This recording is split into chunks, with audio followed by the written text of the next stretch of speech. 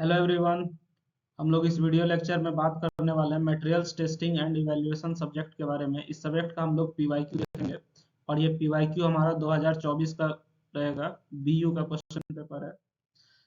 पहला क्वेश्चन जो है ऑब्जेक्टिव है, उसमें से 10 में से 7 बनाना है। हम 7 10 का 10 डिस्कस करेंगे। बात समझ में आ रही है? अगर आपको ऑडियो का इशू है तो आप ईयरफोन इस्तेमाल कीजिए। लो वॉइस लग रहा है, ईयरफोन इस्तेमाल कीजिए।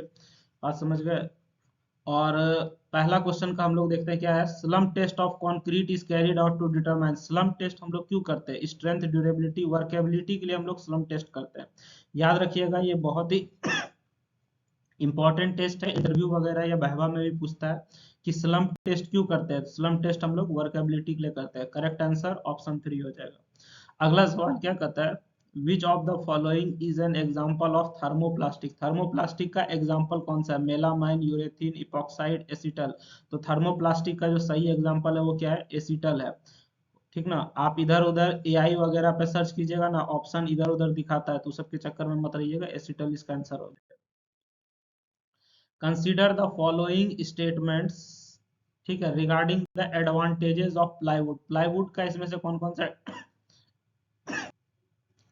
सा एडवांटेज है? It has good strength both along as well as across the grains. इसमें गुड स्ट्रेंथ होता है अलोंग और as well as across the grains, ये बात सही है sir. It will not shrink और स्वेल अक्रॉस द ग्रेन्स, ये भी बात सही है sir. It can be curved into desired shapes, ये भी बात सही है। तो प्लाई का ये तीनों एडवांटेज सही है, लेकिन इसमें से कोई दो पूछ रहा है तो हम जो है कोई भी दो मार सकते हैं। बात समझ में आ रही है? तो हम लोग जो है ए भी मार देते हैं। ठीक है। तो ऑप्शन इसके लिए हमारा क्या हो जाएगा सर? ऑप्शन 2 हमारे अनुसार सही हो जाएगा। अच्छा, एक और बात, अगर आपको लग रहा है कि कुछ और ऑप्शन है तो आप कमेंट सेक्शन में हमको बता सकते हैं। बात समझ में आ रही है? क्योंकि हमको भी इसमें लग रहा है कि इसमें से कौन सा सही चुनना चाहिए, नहीं चुनना, हम भी कंफ्यूजन में। तो आप हमको कमेंट सेक्शन में बताइए वैलिड प्रूफ के साथ। ठीक है, अगर आपको कुछ और लग रहा है तो। लेकिन मेरे अनुसार से ऑप्शन क्या हो जाएगा? ए भी सही हो जाएगा इसमें। उसके बाद आपको जो है ना वीडियो का डिस्क्रिप्शन भी जरूर पढ़ना चाहिए। बात समझ में आ रही है? ताकि हमको पता चल सके कि आपके काम का क्या क्या लिंक है। वो लिंक जैसे कि व्हाट्सएप ग्रुप का लिंक, टेलीग्राम का लिंक, हमारे ऐप का लिंक, जहाँ पे आपको इस चीज का पीडीएफ मिल जाएगा। बात समझ में आ रही है? आप देख लीजिएगा। ये क्वेश्चन हमारा क्या कहता है सर? ये क्वेश्चन तो हमारा न्यूमेरिकल है। एक सिलिंड्रिकल बार है, 25 mm डायमीटर है, 1.2 मीटर लेंथ है। इसमें लॉन्गिट्यूडनल स्ट्रेन हो रहा है टेंसाइल टेस्ट के लिए। ठीक है। इसका मॉडुलस ऑफ इलास्टिसिटी इतना दिया हुआ है, तो शियर मॉडुलस निकालना है। ठीक, तो ये हमारा बहुत ही अच्छा न्यूमेरिकल है सर। ठीक है। और ये फॉर्मूला पे क्वेश्चन जनरली पूछता भी है। तो आइए फॉर्मूला देखते हैं। तो हमको जो है पॉइजन्स रेशियो दिया हुआ है। यहाँ पे क्या कर रहा है? पॉइजन्स रेशियो क्वेश्चन में कर रहा है 4 टाइम्स कर रहा है। ठीक है। लॉन्गिट्यूडनल टू लेटरल, यानी कि लेटरल बाय लॉन्गिट्यूडनल का रेशियो क्या है? 1/4 है पॉइजन्स रेशियो, यानी कि म्यू का वैल्यू क्या हो जाएगा? 1/4 हो जाएगा। उसके बाद हमारे पास जी से हम लोग दिखाते हैं शियर मॉडुलस को। शियर मॉडुलस को किससे दिखाते हैं? जी से दिखाते हैं।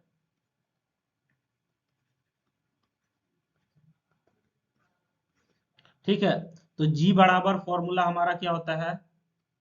ई बाय 2 × 1 म्यू, यही हमारा फॉर्मूला होता है। बात समझ में आ रही है? E/2 × 1 + म्यू, ये हमारा फॉर्मूला होता है।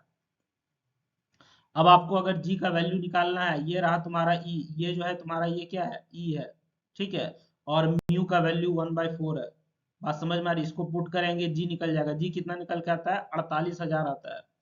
ठीक ना। जी हमारा कितना निकल के आता है? 48,000 निकल के आता है। 48,000 का क्या मतलब है सर, बताइए? तो 48,000 का मतलब है सिंपल सा कि इसको हम लोग अगर करेंगे तो ये 48 हो जाएगा। हजार को हम लोग किलो लिखते हैं, तो ये हो जाएगा कितना? 48 किलो न्यूटन पर mm² हो जाएगा। बात समझ में आ रही है?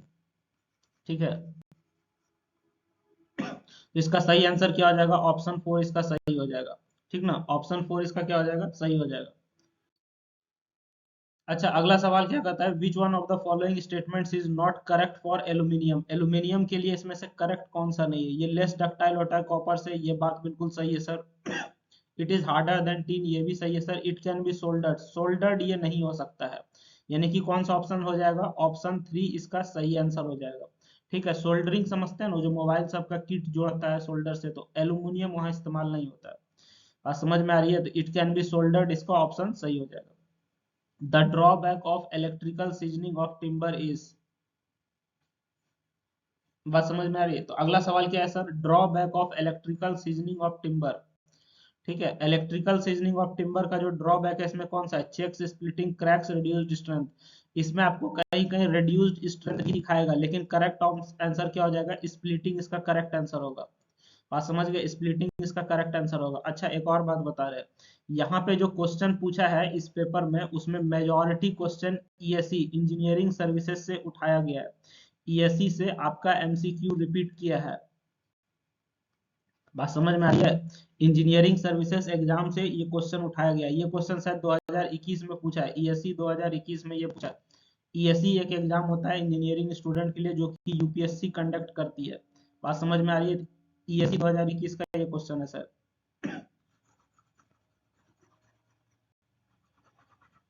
तो क्वेश्चन एमसीक्यू में जो पूछा है ईएससी से पूछा हुआ, आप चाहें तो वहां से और भी क्वेश्चन देख सकते हैं। बिल्डिंग मटेरियल का क्वेश्चन देखिएगा। ठीक है, चलिए। अच्छा, एक और बात, आप हमको कमेंट में बताइएगा कि आपका नेक्स्ट सब्जेक्ट कौन सा है। हमको क्योंकि पता नहीं चलता ना कि आपका नेक्स्ट सब्जेक्ट कौन सा है, तो आप कमेंट में हमको बताइएगा नेक्स्ट सब्जेक्ट का एग्जाम कौन सा है। क्या कह रहा है यहाँ पे अगला सवाल, gap grading is. Gap grading किस में होता है? गैप मतलब क्या हो गया, जैसे कि मान के चलो सॉइल में हमारा क्या होता है ना, कि सॉइल में अलग अलग साइज का पार्टिकल होता है, छोटा हो गया, उससे बड़ा हो गया, इससे बड़ा हो गया, उससे बड़ा हो गया, उससे बड़ा हो गया, उससे बड़ा हो गया। ठीक है, इस तरीके से जो है उसमें हमारा जो सॉइल में छोटा से बड़ा साइज का पार्टिकल होता है। अगर उसमें से कुछ पार्टिकल हमारा बीच से गायब हो जाए, अगर इसमें से कुछ पार्टिकल हमारा बीच से गायब हो जाए, तो इसको हम लोग क्या कहते हैं, यहाँ पे गैप बन गया। ठीक है, इसको हम लोग क्या कहते हैं, गैप ग्रेडिंग कहते हैं। बात समझ में आ रही है? अगर हमारा सॉइल है, उस सॉइल में हमारा जो है अलग अलग साइज का पार्टिकल, उसमें से बीच का कुछ पार्टिकल साइज गायब हो गया, उसको क्या कहते हैं, गैप ग्रेडिंग कहते हैं। इसमें कौन सा ऑप्शन सही हो जाएगा, इन विच, यहाँ पे देखिए, in which all particles are of uniform size. Uniform size मतलब सारा पार्टिकल एक साइज का है, तो ये स्टेटमेंट टोटली गलत है।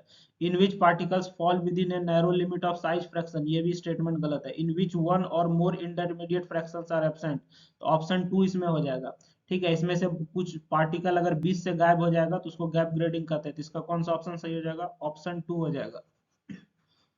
ऑप्शन 2 इसमें सही हो जाएगा।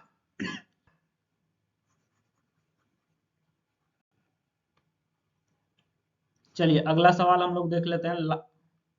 क्या कहता है, which one of the following class of engineering ceramics generally include lubricant materials. इसमें से लुब्रिकेंट मटेरियल्स किस में होता है सर, मेटलाइट्स, इंटरमेटालिक, सल्फाइड्स, कार्बाइड्स। तो इसमें सल्फाइड इसका सही आंसर होगा। ठीक है, चलिए अगला सवाल क्या कहता है, which one of the following is not method of fabrication of rubber. Fabrication of rubber का इसमें कौन सा मेथड नहीं, vacuum forming, buffing, calendering, compost modelling. तो इसका आंसर क्या हो जाएगा, बफिंग हो जाएगा इसका आंसर। ठीक है, चलिए अगला सवाल क्या कहता है, polymer materials become brittle below. Polymer material आपका ब्रिटाइल हो जाता है किस टेम्परेचर के नीचे, तो इसका आंसर हो जाएगा ग्लास ट्रांजिशन टेम्परेचर। क्या आंसर हो जाएगा सर इसका, ग्लास ट्रांजिशन टेम्परेचर, यानी कि ऑप्शन 2 इसका सही होगा। अगला सवाल क्या कहता है, what is meant by the term refractories, mention the desired properties of refractories, also state the properties and use of acidic, basic and natural neutral refractories. तो सवाल हमारा सिंपल है सर कि आप रिफ्रैक्टरी से क्या समझते हैं। ठीक है, रिफ्रैक्टरी का मतलब क्या है, इसका जो अलग अलग कैटेगरी है, एसिडिक, बेसिक, न्यूट्रल, इसके बारे में आप इसका यूज बताइए और प्रॉपर्टीज बताइए। ठीक है, यूज और प्रॉपर्टीज बताइए। तो आइए हम लोग यहाँ से देखते हैं सर रिफ्रैक्टरी से हम लोग क्या समझते हैं। ठीक है, तो हमारा जो रिफ्रैक्टरी होता है ये एक तरह का मटेरियल होता है जो कि, देखिए हमारा रिफ्रैक्टरीज क्या होता है, एक तरह का मटेरियल होता है जो कि हमारा जो है हाई टेम्परेचर को झेल सकता है। ठीक ना, रिफ्रैक्टरीज एक मटेरियल होता है जो कि हाई टेम्परेचर को झेल सकता है, बिना सॉफ्ट हुए। ठीक है, बिना मेल्ट हुए, बिना अपना स्ट्रेंथ लूज किए हुए। ठीक ना, रिफ्रैक्टरी क्या होता है, एक ऐसा मटेरियल जो कि हाई टेम्परेचर को झेल सकता है, बिना सॉफ्ट हुए, बिना मेल्ट हुए, बिना अपना स्ट्रेंथ लूज किए हुए। और ये कहाँ इस्तेमाल किया जाता है, फर्नेस में, किल में, यानी कि भट्ठा या चिमनी सब में इस्तेमाल किया जाता है। रिफ्रैक्ट्री एक ऐसा मटेरियल होता है जो कि हाई टेम्परेचर को झेल सकता है सर। ये कहाँ इस्तेमाल किया जाता है? भट्ठा, चिमनी या जहाँ पे हमारा जो हाई टेम्परेचर पे चीजों को जलाया जाता है वहां पे जो है इसका इस्तेमाल किया जाता है रिफ्रैक्ट्री का। ठीक है।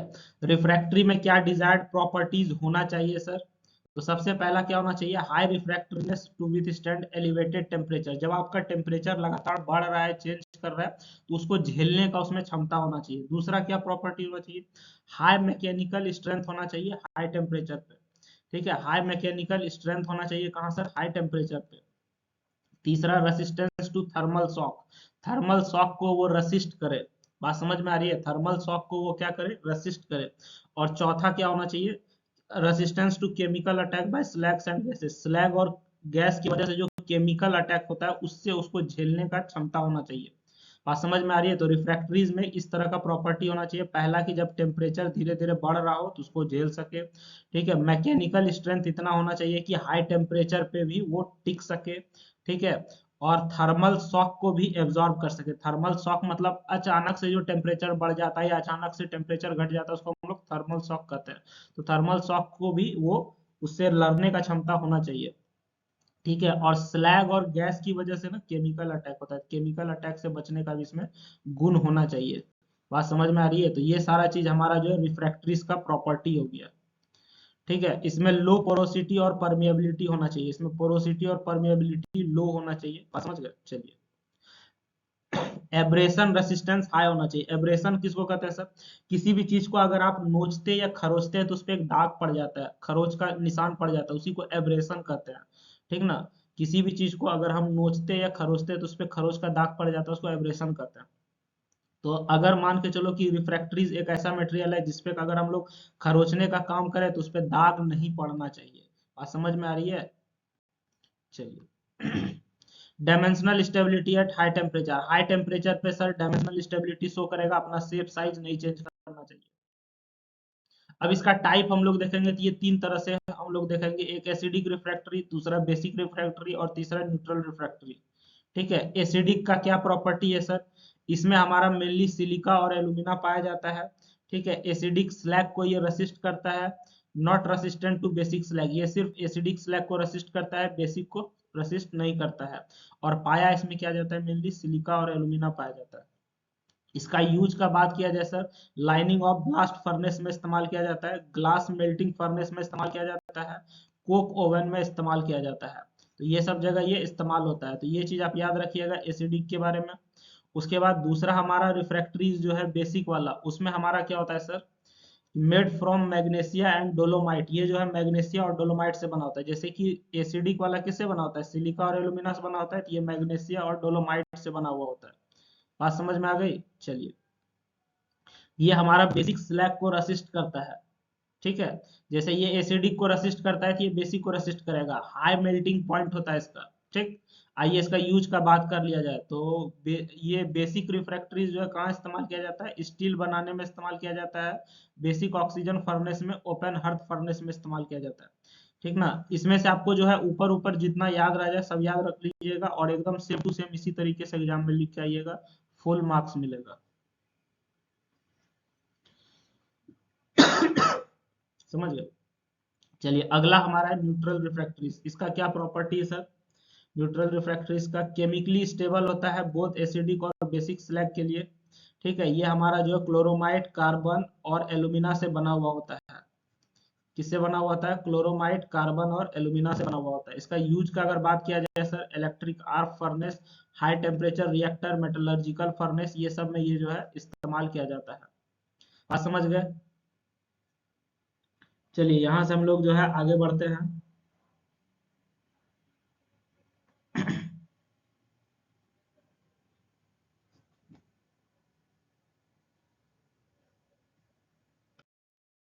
अगला सवाल हमारा क्या कहता है? अगला सवाल कहता है explain the test to be conducted to check the suitability of the construction work. मान के चलो कि हमारे पास कई सारा मटेरियल है, बालू है, गिट्टी है, सॉरी बालू छोड़ो, बालू को भी थोड़ा साइड मारते हैं। हमारे पास जो है सर सीमेंट है, कंक्रीट है, स्टील है, ब्रिक है।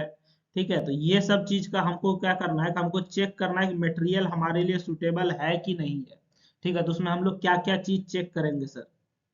बात समझ में आ रही है कि हमको अगर चेक करना है कि मटेरियल हमारे कंस्ट्रक्शन काम के लिए सुटेबल है कि नहीं, तो उसमें हम लोग क्या क्या चीज चेक करेंगे, कौन कौन सा टेस्ट करेंगे सर। तो देखिए उसके लिए हम लोग जो है निम्नलिखित टेस्ट करेंगे, यानी कि हम लोग जो है कौन कौन सा टेस्ट करेंगे। सबसे पहले सर कोई भी मटेरियल का हम लोग स्ट्रेंथ टेस्ट करते हैं।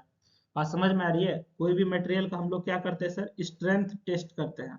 स्ट्रेंथ टेस्ट से हमको क्या पता चलता है सर, ये हमारा सर लोड बियरिंग कैपेसिटी बताता है, हमारा कोई भी मटेरियल कितना लोड ले सकता है कि नहीं ले सकता है। बात समझ गए ना, ये हमारा बताता है कि कोई भी मटेरियल कितना लोड ले सकता है कि नहीं ले सकता है। जैसे कि कंक्रीट और स्टील, इसका हम लोग क्या करते हैं, जनरली स्ट्रेंथ टेस्ट करते हैं कि ये हमारा कितना लोड झेल सकता है, इस पर हम कितना वजन लगा सकते हैं। ठीक है, तो पहला टेस्ट तो सर हम लोग स्ट्रेंथ टेस्ट कर लेते हैं। दूसरा टेस्ट हम लोग क्या करते हैं, ड्यूरेबिलिटी टेस्ट करते हैं। ड्यूरेबिलिटी टेस्ट में हम लोग देखते हैं कि ये कितना समय तक टिक सकता है, मतलब ये बिना जंग लगे हुए कब तक टिक जाएगा। जैसे मान के चलो तुम छड़ का इस्तेमाल करते हो, छड़ में जंग लग गया, छड़ हो गया खत्म। ठीक है, तो हम लोग ड्यूरेबिलिटी टेस्ट में देखेंगे ना कि इसमें कब तक जंग नहीं लगता है। ठीक है, केमिकल अटैक से भी हमारा मटेरियल खराब होता है, तो हम लोग ये देखेंगे नहीं कि केमिकल अटैक से कितना बच सकता है। वेदरिंग, जब हमारा मौसम बदलता है तो उसमें भी हमारा जो मटेरियल खराब होता है, तो हमारा जो है समय के साथ ये कितना झेल सकता है, कितना टिक सकता है। ठीक है, साल साल 2 साल 5 साल 10 साल कितना दिन टिक सकता है, ये ड्यूरेबिलिटी चेक करता है। फिर वर्केबिलिटी टेस्ट करते हैं। वर्केबिलिटी टेस्ट मतलब हम लोग जब उस पर काम करेंगे तो वो काम करने में मदद करता है कि नहीं। जैसे तुम मान के चलो कंक्रीट में हम लोग वर्केबिलिटी टेस्ट करते हैं। क्या करते हैं, जैसे तुम मान के चलो कंक्रीट बनाया, कंक्रीट क्या है सर, सैंड, सीमेंट और एग्रीगेट का मिक्सचर है। यानी कि बालू गिट्टी और सीमेंट का मिक्सचर को एक कंक्रीट कहते हैं, जो आप ढलैया में इस्तेमाल करते हैं। ठीक है, मान के चलो तुम कंक्रीट तैयार किया, ठीक ना, और वो कंक्रीट जो है तुम्हारा जब इस्तेमाल कर रहे हो तो वो तुम्हारा काम ही नहीं कर रहा है, मतलब वो जो है बहुत पतला हो गया, तो उसको इस्तेमाल करना बहुत मुश्किल हो रहा है। बात समझ में आ रही है, ये चीज हो सकता है जब तुम कंस्ट्रक्शन साइट पे जाके देखोगे तब समझ में आएगा। ऐसे अंदाज लगाना मुश्किल है कि हमारा कभी कभी जो है कंक्रीट को इस्तेमाल करना दिक्कत हो जाता है। क्यों दिक्कत हो जाता है, क्योंकि उसका प्रॉपर्टी ठीक नहीं होता है। तो हम लोग वर्केबिलिटी में देखते हैं कि हम जो है जो कंक्रीट बनाएंगे उससे हम लोग को काम करना कितना आसान है, कितना मुश्किल है, वो सारा चीज हम लोग देख लेते हैं वर्केबिलिटी टेस्ट में। ठीक है, वर्केबिलिटी टेस्ट मेनली किसके लिए किया जाता है, कंक्रीट के लिए किया जाता है, याद रखिएगा। वर्केबिलिटी टेस्ट कंक्रीट के लिए मेनली किया जाता है। चलिए, उसके बाद हम लोग कंसिस्टेंसी टेस्ट देखते हैं। Ensure uniform quality of cement and concrete. Cement और कंक्रीट का जो है ये यूनिफॉर्म क्वालिटी बताता है कि ये एक समान है कि नहीं है। हार्डनेस एंड एब्रेशन टेस्ट भी हम लोग करते हैं। ठीक है, खास करके ये एग्रीगेट और स्टोन पे किया जाता है। एब्रेशन का भी तुरंत मतलब बताए, किसी चीज पे अगर खरोच है तो खरोच का निशान नहीं होना चाहिए। ठीक ना। उसके बाद हम लोग जो वाटर एब्जॉर्प्शन टेस्ट करते हैं, ये हमारा पोरोसिटी और परमेबिलिटी बताता है ब्रिक और स्टोन्स का, कि ये अपने में कितना पानी सोखेगा कि नहीं सोखेगा, वो सारा चीज बताता है। मान के चलो हमारा बरसात हुआ, दीवार भीग गया, ठीक है, अगर दीवार भींगा ही रह गया तो हमारे लिए नुकसान है ना। तो हम लोग ब्रिक का ये चीज चेक करते हैं कि ये पानी कितना एब्जॉर्ब करता है। ठीक है। चलिए, उसके बाद हम लोग इसका सर साउंडनेस टेस्ट भी करते हैं। ठीक ना, check resistance to volume change due to temperature and moisture. ठीक है, साउंडनेस टेस्ट में हम लोग क्या करते हैं सर कि ये वॉल्यूम चेंज को कितना रेसिस्ट कर सकता है। ठीक है, साउंडनेस टेस्ट में मेनली हम लोग देखते हैं कि कोई भी मटेरियल हमारा जो है श्रिंक करेगा कि स्वेल करेगा, ये सारा चीज हम लोग देखते हैं। ठीक है, कोई भी मटेरियल हमारा श्रिंक करेगा कि स्वेल करेगा, ये चीज हम लोग किसमें देखते हैं, साउंडनेस में, यानी कि उसका वॉल्यूम चेंज कैसे करेगा। तो ये सब हमारा जो है ना कुछ टेस्ट है जो आपको ध्यान में रखना, कॉमन टेस्ट है। धीरे धीरे आप सिविल इंजीनियरिंग पढ़िएगा, आपको भी ये सारा टेस्ट दिमाग में सेट हो जाएगा ऑटोमेटिक। ठीक है, और ये सब बहुत फेमस टेस्ट है। अभी हो सकता है आपको नया लगे, सुनने में अजीब लगे, लेकिन समय के साथ ये सारा चीज आपके दिमाग में ऑटोमेटिक सेट हो जाएगा, क्योंकि ये इंपॉर्टेंट है, बार बार रिपीट होता है।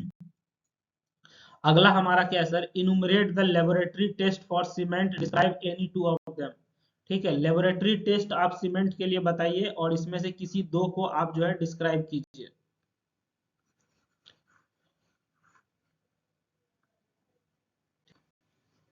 तो हम लोग सीमेंट के लिए कौन कौन सा लैब टेस्ट करते हैं, तो लेबोरेटरी टेस्ट जो सीमेंट का होता है उसमें हमारे पास 6 तरह का टेस्ट होता है। एक हमारा फाइननेस टेस्ट होता है, एक standard consistency, setting time test, soundness test, compressive strength test, specific gravity test. तो ये 6 तरह का टेस्ट हम लोग सीमेंट के लिए करते हैं।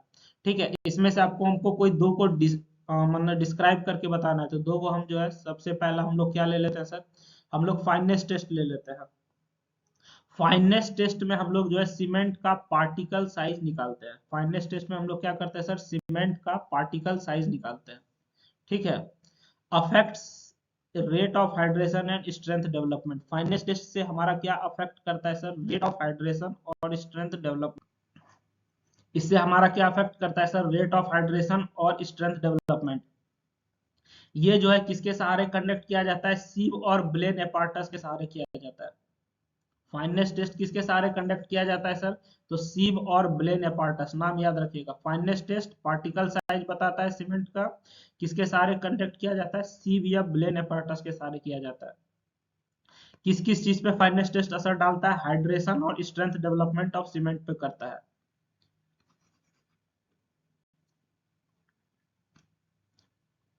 उसके बाद हमारा आता है सर सेटिंग टाइम टेस्ट। ठीक है, ये हमारा इनिशियल और फाइनल सेटिंग टाइम बताता है। ठीक ना, कंडक्टेड यूजिंग विकार्ट एपार्टस। ये किसके सहारे किया जाता है, कौन सा इंस्ट्रूमेंट होता है, तो विकार्ट एपार्टस के सहारे किया जाता है। सेटिंग टाइम क्या बताता है, इनिशियल और फाइनल सेटिंग। बात समझ में आ रही है। जैसे कि तुम मान के चलो, तुम जो है मसाला मिलाते हो, मसाला मतलब जैसे कि मान के चलो सीमेंट बालू गिट्टी ये सब जो मिला के मसाला मिलाते हो। ठीक है, इसको जो है जैसे कि मान के चलो ये तुरंत कितना देर में जमता है, उसको इनिशियल सेटिंग टाइम कहते हैं। और फाइनली वो कब तक जाके मजबूत होगा, वो फाइनल सेटिंग टाइम होता है। जैसे कि मान के चलो तुरंत तुम मसाला डाले और आधा घंटा में जो है वो तुम्हारा क्या हो गया, हार्ड होने लगा, थोड़ा कड़ा होने लगता है, तो वो क्या है, इनिशियल सेटिंग टाइम है। ठीक है, और 10 घंटा के बाद जो है एकदम वो पूरा बढ़िया से कड़ा हो जाता है, वो क्या, फाइनल सेटिंग टाइम है। बात समझ गए ना। चलिए अगला सवाल क्या है sir, what are the objectives of preservation of timber, describe preservation common method. Preservation of timber का मतलब क्या होता है, प्रिजर्वेशन मतलब क्या हुआ, किसी चीज को सुरक्षित बचाना या सुरक्षित बना के रखना। ठीक है, प्रिजर्वेशन मतलब क्या है, किसी भी चीज को सुरक्षित बचा के रखना, उसको हम लोग प्रिजर्वेशन कहते हैं। टिम्बर मतलब क्या हो गया, लकड़ी हो गया। टिम्बर एक तरह से क्या है, लकड़ी है सर। जो हम लोग कंस्ट्रक्शन में लकड़ी वगैरह इस्तेमाल करते हैं, बढ़िया शेप साइज देके, उसी को टिम्बर कहते हैं। तो टिम्बर को प्रिजर्व करने का मतलब टिम्बर को सुरक्षित बचा के रखने का क्या क्या ऑब्जेक्टिव है, मतलब क्यों रखते हैं, क्या मकसद है। ठीक है, और इसमें कौन कौन सा कॉमन मेथड है वो आपको बताना है। तो सबसे पहले इसका ऑब्जेक्टिव वगैरह देखते हैं। ये हमको टिम्बर को किससे बचाता है, फंगल डिके से बचाता है। ठीक ना, प्रिजर्वेशन से क्या फायदा होता है सर, ये हमको किससे बचाता है, टिम्बर फंगल डिके से बचाता है सर। ठीक है, उसके साथ साथ और किससे बचाता है ये हमको, to prevent termite and insect attack. Fungal fungal decay से बचाता है, इंसेक्ट और टर्माइट अटैक से बचाता है। टर्माइट मतलब हो गया दीमक। ठीक है, जो दीमक लग जाता है लकड़ी सब में, वो सब से भी बचाता है कौन, preservation of timber. To increase durability, इससे टिम्बर का जो है ड्यूरेबिलिटी बढ़ता है, मतलब ज्यादा समय तक हमारा लकड़ी टिकता है। ये हमारा रेसिस्टेंस टू मॉइस्चर, मॉइस्चर कहते हैं पानी को। ठीक है, मॉइस्चर जो मतलब थोड़ा मात्रा में जो पानी होता है लकड़ी में पाया जाता है, उसको हम लोग एक तरह से मॉइस्चर कहते हैं। तो ये जो है मॉइस्चर से लड़ने का क्षमता देता है। एक्सटेंड सर्विस लाइफ, इससे जो है सर्विस लाइफ बढ़ जाता है, मतलब टिम्बर हमारा जो है ज्यादा दिन तक चलता है, अगर हमने जो है उसका सही से प्रिजर्वेशन किया है तो। इसमें कॉमन प्रिजर्वेटिव्स क्या क्या हम लोग इस्तेमाल करते हैं, जैसे कि मान के चलो ऑयल बेस्ड प्रिजर्वेटिव इस्तेमाल करते हैं, क्रियोजोट, क्रियोजोट ऑयल इस्तेमाल करते हैं। ये जो है रेलवे स्लीपर्स और पोल्स में इस्तेमाल किया जाता है। वाटर सॉल्युबल प्रिजर्वेटिव, सबसे पहला प्रिजर्वेटिव कौन सा है सर, ऑयल बेस्ड प्रिजर्वेटिव, जिसका एग्जांपल क्या है, क्रियोसिट ऑयल। ये बहुत ही फेमस है, ये बहुत फेमस है, समझ गए। उसके बाद ये कहाँ इस्तेमाल किया जाता है, रेलवे स्लीपर और पोल्स में इस्तेमाल किया जाता है। दूसरा हमारा प्रिजर्वेटिव क्या है सर, ये है हमारा वाटर सॉल्युबल प्रिजर्वेटिव, जिसका एग्जांपल क्या है, कॉपर सल्फेट जिंक क्लोराइड। इसका एग्जांपल क्या हो जाएगा सर, कॉपर सल्फेट और जिंक क्लोराइड। ये कहाँ इस्तेमाल होता है, ये जो है स्ट्रक्चरल टिम्बर में इस्तेमाल होता है। ठीक ना, तो एक हमारा हो गया सर ऑयल बेस्ड प्रिजर्वेटिव, दूसरा हो गया water soluble preservative. Oil based preservative का example creosote oil, water soluble preservative का एग्जांपल कॉपर सल्फेट या जिंक क्लोराइड। ठीक है, चलिए ये सब याद रखिएगा, ये सबसे सवाल आगे भी पूछेगा, मतलब अगला सेमेस्टर से में भी पूछेगा। उसके बाद ऑर्गेनिक प्रिजर्वेटिव में हमारा क्या हो जाएगा सर, पेंटाक्लोरोफेनॉल हो जाएगा। ये कहाँ इस्तेमाल किया जाता है, इंटीरियर वुड वर्क में ये इस्तेमाल किया जाता है। अगला सवाल हमारा क्या है सर, अगला सवाल कहता है describe the manufacturing process of pig iron by blast furnace. Manufacturing process आपको बताना है पिग आयरन का ब्लास्ट फर्नेस से, ठीक है। तो इसमें हम लोग जो है 4-5 स्टेप में इसका मैन्युफैक्चरिंग करते हैं, ये आपको बता देते हैं। सबसे पहला काम हम लोग जो है इसमें चार्जिंग करते हैं, ठीक है। पिग आयरन जो है आयरन का एक कैटेगरी होता है, कई तरह का आयरन होता है, एक होता है पिग आयरन, ठीक है, एक होता है हमारा कास्ट आयरन, ठीक है। इस तरीके से हमारा जो है आयरन का कई सारा कैटेगरी होता है। तो पिग आयरन को मैन्युफैक्चर करने का क्या प्रोसेस है, कहाँ पे सर, ब्लास्ट फर्नेस में, ये आपको बताना है। तो सबसे पहले हम लोग चार्जिंग करते हैं। चार्जिंग में क्या करते हैं, रॉ मटेरियल्स जैसे कि आयरन और कोक और लाइमस्टोन को चार्ज किया जाता है फ्रॉम द टॉप, ठीक ना। इस सब को क्या किया जाता है, चार्ज किया जाता है। फिर हमारा क्या होता है सर, हम लोग कंबसन करते हैं। Hot air blast burns coke to produce heat. Hot air blast जो है कोक को बर्न करता है और हीट प्रोड्यूस करता है।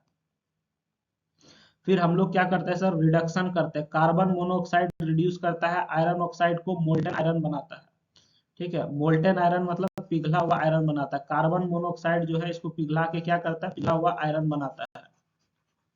तो सबसे पहला काम हमारा क्या है सर, सबसे पहला काम चार्जिंग है, जिसमें कि आयरन और कोक इस सबको जो है चार्ज किया जाता है, ठीक है। उसके बाद दूसरा हमारा कंबसन है। कंबसन में क्या करते हैं, हॉट एयर ब्लास्ट बर्न को कोक प्रोड्यूस किया जाता है। हीट मतलब कंबसन में हम लोग जो है हीट जनरेट करते हैं, ठीक है। रिडक्शन में हम लोग क्या करते हैं, कार्बन मोनोऑक्साइड रिड्यूस करता है आयरन ऑक्साइड को मोल्टन आयरन के रूप में, मतलब पिघला हुआ आयरन के रूप में इसको करता है सर। उसके बाद हमारा अगला क्या है, फॉर्मेशन ऑफ स्लैग। उसके बाद स्लैग का फॉर्मेशन होता है, लाइमस्टोन रिएक्ट करता है इम्प्योरिटीज के साथ और स्लैग बनाता है, ठीक है। तो इस तरीके से हमारा सर स्टेप चलते रहता है। फिर हम लोग लास्ट में कलेक्शन कर लेते हैं, यानी कि मोल्टन पिग आयरन को कलेक्ट किया जाता है नीचे से और स्लैग को फ्लोट किया जाता है ऊपर में। इसका आप जो है ना, अगर एक वीडियो देख लीजिएगा ना कि ब्लास्ट फर्नेस में हम लोग जो पिग आयरन कैसे बनाते हैं, मतलब थ्योरी वाला वीडियो नहीं, प्रैक्टिकल वीडियो, ठीक है। आप जो है यूट्यूब पे प्रैक्टिकल वीडियो देखिएगा, मतलब थ्योरी नहीं पढ़ना है, थ्योरी जो है ये काफी है, ठीक है। एक प्रैक्टिकल वीडियो देख लीजिएगा।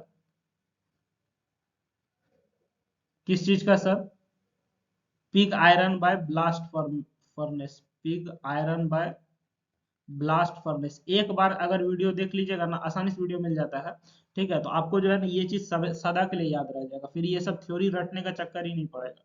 बात समझ में एक बार वीडियो खाली आप देख लीजिए, बहुत आसान है ये सब चीज का, ठीक है। फ्री टाइम में ये सब वीडियो देखा करो, रील्स नाचने वाला देखने से कोई फायदा नहीं भाई।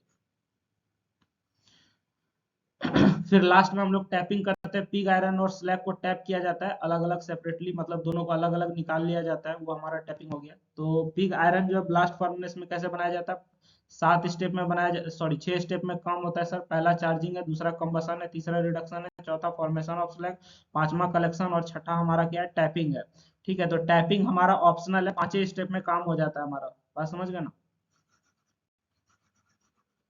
चलिए अगला सवाल क्या कहता है, अगला सवाल कहता है sir इनुमरेट various market forms of steel with NEET sketch.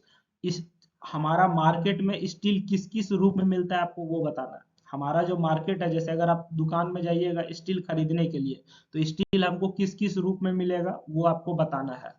बात समझ में आ रही है, दुकान में कभी गए हो स्टील खरीदने के लिए, तो तुम देखोगे स्टील कुछ इस तरीके से मिलता है। ये हो गया तुम्हारा एंगल सेक्शन, ठीक है। ये हो गया एंगल सेक्शन, ये हो गया तुम्हारा टी सेक्शन, ये हो गया आई सेक्शन, ये हो गया चैनल सेक्शन, यू सेक्शन। इस तरीके से स्टील का पाइप मिलता है गोल में, रेक्टेंगुलर शेप में। इस तरीके से हमको मार्केट में जो है स्टील मिलता है। बात समझ में आ रही है, स्टील जो है हमको इस तरीके से मिलता है। ये हो गया एंगल, ये हो गया टी सेक्शन, ये हो गया आई सेक्शन, ये हो गया सी जैसा channel section, you you section हो गया, ये गोल सर्कुलर सेक्शन हो गया, ठीक है। स्क्वायर सेक्शन हो गया सर, इसमें एक हेक्सागोनल सेक्शन भी आता है। इस तरीके का हमको जो है स्टील मार्केट में देखने को मिलता है। मार्केट फॉर्म्स ऑफ स्टील हो गया। इसमें हमारा क्या आता है, सबसे पहले हमारा आता है rolled steel section. Rolled steel section में हमको जो है 3 तरह का सेक्शन आता है, आई सेक्शन, टी सेक्शन और चैनल। ये हो गया तुम्हारा आई सेक्शन, ये हो गया टी सेक्शन और ये हो गया तुम्हारा चैनल। तो ये तीनों हमारा क्या हो गया सर, रोल्ड स्टील में आ गया। उसके बाद हमारा स्टील बार आता है, राउंड स्क्वायर हेक्सागोनल। ये देखो स्टील बार है, ठीक है। ये राउंड हो गया, ये स्क्वायर हो गया, इसमें एक शेप आता है, हेक्सागोनल शेप आता है, तो स्टील बार के रूप में भी मिलता है। ठीक है। उसके बाद हमको स्टील किस रूप में मिलता है सर? स्टील मिलता है हमको स्टील प्लेट और सीट के रूप में मिलता है, चादरा के रूप में भी स्टील मिलता है। ठीक है, जो कि हमारा टैंक और बॉयलर में इस्तेमाल किया जाता है। फिर स्टील का हमको तार भी मिलता है, जो कि रेनफोर्सिंग और केबल की में इस्तेमाल किया जाता है। बात समझ में आ रही है? इस तरीके से हमको सर स्टील मार्केट में अलग अलग रूप में मिलता है। फिर सर हमको स्टील का पाइप और ट्यूब भी मिलता है, जो कि पाइपलाइन और स्ट्रक्चर में इस्तेमाल किया जाता है। तो स्टील हमको मार्केट में ये सब रूप में मिलता है: rolled steel, steel bar, steel plates and sheet, steel wires, steel pipes and tubes. समझ गए? चलिए अगला सवाल हमारा क्या कहता है? State the properties of aluminium and discuss its importance as structural material. Aluminium का प्रॉपर्टी बताइए और ये बताइए कि ये स्ट्रक्चरल मटेरियल के लिए किस रूप में इंपॉर्टेंट है। बात समझ गए? तो देखिए हम लोग पहले स्टील का एल्यूमिनियम का प्रॉपर्टीज देखते हैं। पहला प्रॉपर्टी एल्यूमिनियम का सर, इसका डेंसिटी लो होता है और ये हल्का होता है। ठीक है, पहला प्रॉपर्टी इसका क्या है सर? कि इसका डेंसिटी जो है लो होता है और ये हल्का होता है। दूसरा प्रॉपर्टी हमारा क्या है sir? High corrosion resistance. Corrosion resistance इसका बहुत हाई होता है। ठीक है, मतलब इसमें जंग नहीं लगता है। बात समझ गए? इसमें जो है जंग नहीं लगता है। Good electrical conductivity, electrical conductivity भी इसका जो है अच्छा होता है, मतलब ये जो है जल्दी इसमें करंट फ्लो नहीं करता है। डक्टिलिटी और मेलेबिलिटी भी अच्छा होता है। तो एल्यूमिनियम का बहुत सारा गुण है सर। पहला लो डेंसिटी है, हल्का होता है, इसमें सर जंग नहीं लगता है सर। गुड इलेक्ट्रिकल कंडक्टिविटी देता है। बात समझ में आ रही है? यानी कि इलेक्ट्रिसिटी अच्छा फ्लो कर सकता है इससे। तुम देखोगे बहुत जगह एल्यूमिनियम का तार भी इस्तेमाल किया जाता है। हाई डक्टिलिटी और मेलेबिलिटी भी देता है ये सर। ठीक है, नॉन मैग्नेटिक नेचर का होता है, ये भी अच्छा प्रॉपर्टी है कि ये जो है नॉन मैग्नेटिक नेचर का होता है। तो ये सब हमारे पास जो है एल्यूमिनियम का कुछ प्रॉपर्टी है। ठीक है, इसको आप डायरेक्ट याद रखिएगा, ये हमारे लिए जो बहुत काम का होगा। फिर जो है एल्यूमिनियम का एक और अच्छा प्रॉपर्टी कि ये बहुत जल्दी हीट हो जाता है, इसलिए तुम देखोगे लोग एल्यूमिनियम का बर्तन इस्तेमाल करता है। ठीक है, एल्यूमिनियम जो है बहुत जल्दी हीट हो जाता है, बहुत जल्दी ठंडा भी जाता है। Good thermal conductivity, good thermal मतलब हीट, थर्म मतलब क्या होता है? हीट होता है। तो इसमें जो है हीट का भी अच्छा बिहेवियर देखने को मिलता है। इसका अगर इंपॉर्टेंस किया जाए स्ट्रक्चरल मटेरियल के लिए, मतलब हम लोग सिविल इंजीनियरिंग में एल्यूमिनियम इस्तेमाल करते हैं, कितना मतलब ये है। ठीक है, तो देखिए आपको बताते हैं। Reduces dead load of structure, ये जो है स्ट्रक्चर का डेड लोड कम करता है। डेड लोड आपको हम बताए होंगे पहले भी, कि मान के चलो जैसे कि इस स्ट्रक्चर में हमारा दीवार है, खिड़की है, दरवाजा है, जो मतलब फिक्स होता है किसी भी बिल्डिंग में। जो हमारा मटेरियल फिक्स है, जैसे दीवार हो गया, खिड़की, दरवाजा, बीम, कॉलम, ये सब जो एकदम फिक्स है कि ये रहेगा ही रहेगा, उसको हम लोग डेड लोड कहते हैं। ठीक है, तो अगर हम मान के चलो दीवार दे दिए किस चीज का? एल्यूमिनियम का। बीम दे दिए एल्यूमिनियम का। ठीक है, तो इससे हमारा क्या होगा कि घर हल्का बन जाएगा, स्ट्रक्चर हमारा जो है हल्का बनेगा। ब्रिज वगैरह में इसको इस्तेमाल किया जाता है, ताकि हमारा जो ब्रिज का पुल सबका वजन बहुत ज्यादा नहीं हो। बात समझ में आ रही है? ये सब जो है पुल सबका वजन बहुत ज्यादा नहीं, उसमें इस्तेमाल किया जाता है। इसका मेंटेनेंस बहुत लो होता है सर। इजी फैब्रिकेशन और रिसाइकलिंग, मतलब इसको दोबारा इस्तेमाल करना आसान होता है सर। बात समझ में आ रही थी? ये सब हमारा जो है स्ट्रक्चरल मटेरियल के रूप में इसका बहुत अच्छा यूज है। How is coloured glass made? ये अच्छा सवाल है। क्या सवाल है सर? कि कलर्ड ग्लास हम लोग कैसे बनाते हैं, आपको बताना है कौन सा सब्सटेंस इस्तेमाल किया जाता है किस कलर के ग्लास के लिए। ठीक है, कि हमारा जो रंगीन रंग बिरंगा ग्लास है, लाल पीला हरा नीला, ठीक है, वो ग्लास किसे बनाया जाता है और किस कलर के लिए कौन सा मटेरियल इस्तेमाल होता है। तो coloured glass is produced by adding small quantities of metallic oxide or compounds to molten glass during manufacturing process. ठीक है, जब हम लोग देखो हमारा जो ग्लास वो क्या होता है, शीशा का ग्लास तुम देखो ना, उसमें कोई कलर नहीं होता है। बात समझ में वो कलरलेस होता है। ठीक है, या फिर तुम व्हाइट कर सकते हो। ठीक, लेकिन अगर तुमको उस ग्लास को हरा बनाना है, नीला बनाना है, तो उसके लिए हम लोग क्या करेंगे? जिस समय उसका मैन्युफैक्चरिंग हो रहा है, उसमें हम लोग जो है उसमें कुछ मेटालिक ऑक्साइड मिला देते हैं। ठीक है, उस मेटालिक ऑक्साइड के सहारे हमारा जो ग्लास का कलर चेंज हो जाता है, चाहे हरा हो गया, नीला हो गया, पीला हो गया, लाल हो गया। ठीक है, तो ये सब जो किसकी वजह से होता है? मेटालिक ऑक्साइड की वजह से होता है। ये मेटालिक ऑक्साइड कब मिलाते हैं? जब हमारा ग्लास मोल्टन स्टेट में हो। मोल्टन स्टेट मतलब पिघला हुआ अवस्था में हो। बात समझ में आ रही है? चलिए, methods of manufacturing of coloured glass, coloured glass बनाने का क्या हमारे पास मेथड है। ठीक है। Method of manufacture of coloured glass बनाने का हमारे पास क्या मेथड है? Raw materials for glass are melted in a furnace. सबसे पहले हम लोग क्या करते हैं, ग्लास का जो रॉ मटेरियल है उसको हम लोग फर्नेस में, फर्नेस मतलब हो गया भट्टी, भट्टी में उसको जो है पिघलाते हैं। ठीक है, सबसे पहले उसको फर्नेस में क्या करते हैं, मेल्ट करते हैं। ग्लास का जो रॉ मटेरियल है उसको भट्टी में हम लोग पिघलाते हैं। पिघलाने के बाद क्या करते हैं सर, जो भी हमारा मेटालिक ऑक्साइड है, ताकि हम उसमें कलर दे सके, ग्लास को हमको जो भी कलर देना है तो मेटालिक ऑक्साइड को उसमें मिलाया जाता है। ठीक है, जिस समय हमारा भट्टी में ग्लास जो है पिघल रहा होता है। उसके बाद मिक्सचर को थॉरोली स्टीर्ड किया जाता है। स्टीर्ड मतलब बढ़िया से उसको मिलाया जाता है, ताकि उसमें जो है कलर जो है सही से डिस्ट्रीब्यूट हो जाए। बात समझ में आ रही है? मिक्सचर को थॉरोली मिलाया जाता है ताकि कलर क्या हो जाए, डिस्ट्रीब्यूट हो जाए।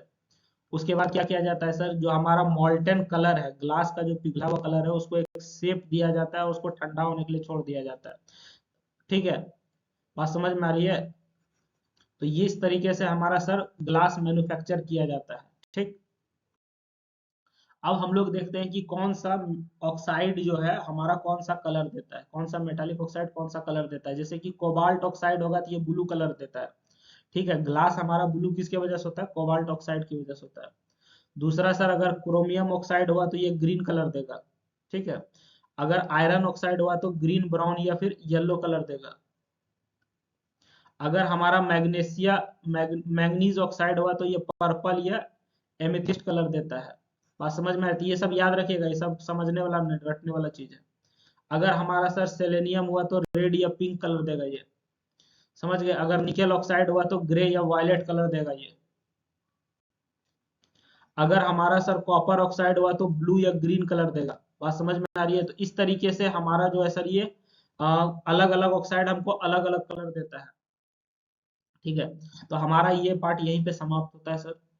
आपको अगर वीडियो अच्छा लग रहा है तो आप अपने दोस्तों को ज़्यादा से ज़्यादा शेयर कीजिए। ठीक है, ताकि सबका भला हो सके। लास्ट मोमेंट में वीडियो बना है तो सबका भला हो सके, सब कोई पास कर सके।